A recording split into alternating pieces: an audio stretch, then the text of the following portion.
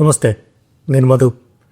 మొన్న మనం ఒక డిస్కషన్ చేసుకున్నాం కదా, హైదరాబాద్ సెంట్రల్ యూనివర్సిటీలో 400 acres అంటే దాని పక్కన ల్యాండ్ కచ్చగచ్చిబోడి అనే ల్యాండ్లో అనే ఏరియాలో 400 acres ఆఫ్ ల్యాండ్లో కొంచెం ఫారెస్ట్ ఏరియా ఉంది. యానిమల్స్, ఫ్లోరా, ఫానా ఉన్నాయి. వాటి డిస్టర్బెన్స్ జరిగింది. అంటే గవర్నమెంట్ సైడ్ నుంచి కటింగ్ చేశారు, ట్రీ ఫెల్లింగ్ జరిగింది. తర్వాత పబ్లిక్ అండ్ అక్కడున్న యూనివర్సిటీ స్టూడెంట్స్, సివిల్ సొసైటీ నుంచి కూడా దానికి అబ్జెక్షన్ వచ్చింది, కట్ చేయొద్దని చెప్పేసి అని. దాని గురించి మనం డీటెయిల్గా ఎక్స్ప్లెనేషన్ ఇచ్చాము. అంటే ఏం జరిగింది, ఇట్లా జరిగిందని చెప్పాము.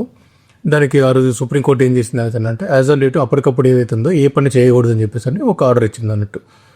స్టాండ్ స్టిల్ మెయింటైన్ చేయాలని చెప్పేసి అని చెప్పింది. సరే, అది జరిగిన తర్వాత కూడా కొంతవరకు వర్క్ జరిగిందని జరగలేదని కాంట్రవర్సీ ఉంది. But on the same day ఏం చేసిందంటే సుప్రీంకోర్టు ఒక 4 members కమిటీ ఫామ్ చేసింది అన్నట్టు. ఇది ఫర్దర్గా నెక్స్ట్ అయితే ఒక 10 days టైం కావాలని అన్నారో ఆ 10 days లోపల డెసిషన్ తీసుకోవడానికి 16th అనుకుంటా ప్రాబ్లీ హియరింగ్కి వస్తుంది అనుకుంటా. దానికి వచ్చేటప్పటికి వాళ్ళకి they have to come to a conclusion కదా. దానికోసమనే ఒక బేసిక్ ఇన్ఫర్మేషన్ కోసమని ఒక కమిటీ ఫామ్ చేయడం జరిగింది. సిద్ధాంత దాస్ అని చెప్పేసి అని చైర్మన్గా పెట్టేసి ఇంకా 3 members అంటే టోటల్గా 4 members కమిటీని ఫ్రేమ్ చేసింది. ఆ కమిటీ ఈరోజు హైదరాబాద్కి వచ్చింది. నిన్న ఈవినింగ్ వచ్చారు వాళ్ళు. ఈ రోజున వాళ్ళు ఏంటంటే కన్సర్న్ స్టేక్ హోల్డర్స్ అందరినీ కూడా మీట్ కావడం జరిగింది.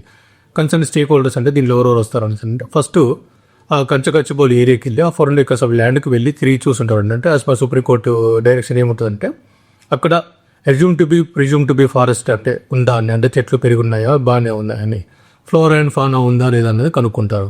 ట్రీ ఫెల్లింగ్ జరిగిందా లేదా అన్నది, కటింగ్ జరిగిందా లేదా చూస్తారు. కొంతవరకు ట్రీస్ కట్ చేసిందని అక్కడ నుంచి మూవ్ చేశారంటే ఆ మూవ్మెంట్ వాటి గురించి సంబంధించిన అక్కడ సెక్యూరిటీ వాళ్ళని వీళ్ళని సివిల్ సొసైటీ నుంచి వచ్చిన ఇన్ఫర్మేషన్ తీసుకొని గ్యాదర్ చేసుకుంటారు. So that is a preliminary thing. తర్వాత యాక్చువల్గా వాళ్ళు యూనివర్సిటీ స్టూడెంట్స్ని కలిసి ఉండాల్సింది. సమ్హౌ గవర్నమెంట్ ఏం చేసింది అనేది అంటే అక్కడ కుదరదు, ఎందుకంటే నెంబర్ ఆఫ్ ఫ్రెండ్స్ ఎక్కువ ఉంటారు, సడన్గా మాబ్ లించింగ్ అదో ఇది ఇబ్బంది అవుతుంది, security and law and order issue వస్తుంది అని చెప్పేసి అని స్టూడెంట్స్ని కమిటీ ఫ్రేమ్ చేసుకొని ఆ కమిటీకి వచ్చి ఈ కమిటీని కలిసేటంటే ఎవరైతే సుప్రీంకోర్టు ఫ్రేమ్ చేసే కమిటీ ఉందో వాళ్ళని కల్పిస్తామనేసి అన్నారు. సో ఒక 5-6 members స్టూడెంట్ కమిటీ వచ్చి కూడా వీళ్ళు ఎక్కడైతే స్టే చేస్తున్నారో ఒక ప్రైవేట్ హోటల్లో స్టే చేశారో అక్కడ వాళ్ళని కలుసుకోవడం జరిగింది. అదే పార్ట్ ఆఫ్ ది థింగ్ ఉండే ఏంటంటే సివిల్ సొసైటీకి రిప్రజెంటేషన్ ఇవ్వాలి. దాంట్లో భాగంగా ప్రిన్సిపల్ అపోజిషన్ ఎవరైతే ఉన్నారో వాళ్ళు కూడా వెళ్ళేసి వాళ్ళ తరపున కూడా తీసుకునే జరిగింది అన్నట్టు.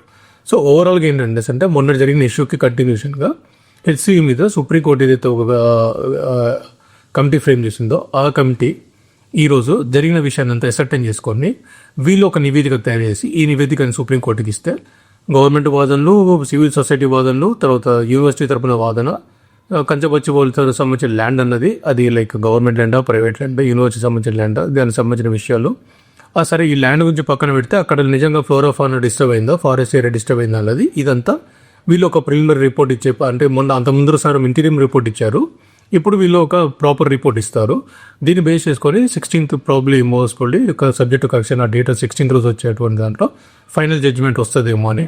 ఆ రోజు వచ్చే జడ్జిమెంట్ ప్రకారము ఈ ల్యాండ్ సేవ్ అవుతుందేమో. సరే, ల్యాండ్ సంగతి పక్కన పెడితే మనకి అక్కడున్న జీవరాశులకు జరిగిన అన్యాయం ఏదైతే జరిగిందో దాని నుంచి కొంత రికవర్ జరుగుతుందేమో, ఆ ల్యాండ్ని శాంటిటీ మెయింటైన్ చేస్తారేమో చూద్దాము.